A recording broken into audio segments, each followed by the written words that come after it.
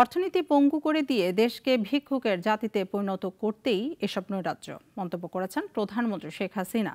সকালে রাজধানীর পঙ্গু হাসপাতালে সহিংসতায় আহতদের দেখতে গিয়ে মন্তব্য করেন তিনি। তার মতে কমপ্লিট শাটডাউনের কারণেই দেশের এই পরিস্থিতি তৈরি হয়েছে। এই ক্ষতির দায় দায়িত্ব কার? জনগণের কাছে সেই প্রশ্ন রাখেন সরকার প্রধান। আব্দুল্লাহ শাফির প্রতিবেদন।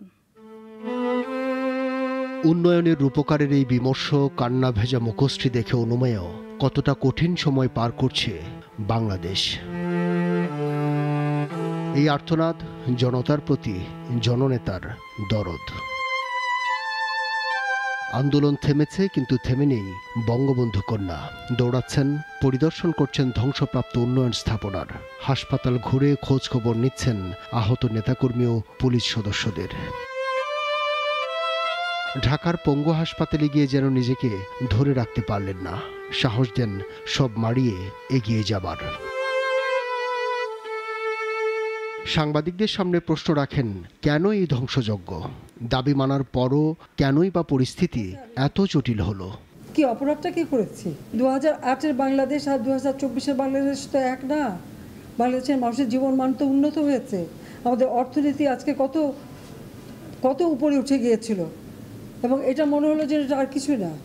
এটা আমাদের অর্থনীতিকে সম্পূর্ণ পঙ্গু করে দিয়ে বাংলাদেশকে আবার ভিক্ষুকের জাতি করে দেওয়া, এটাই বোধহয় এদের পিছনে ষড়যন্ত্র। সরকার প্রধান জানান, জীবন বাজি রেখে জনগণের উন্নয়নের জন্যই দেশে আসা। সুষ্ঠু চিকিৎসা হচ্ছে, প্রয়োজনে দেওয়া হবে কৃত্রিম পা। আজকে চিকিৎসার জন্য যা যা লাগবে আমরা করে দিচ্ছি।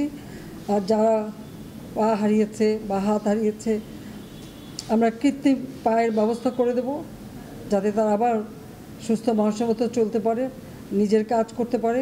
বিচারের দায়িত্ব দিলেন জনগণের হাতে।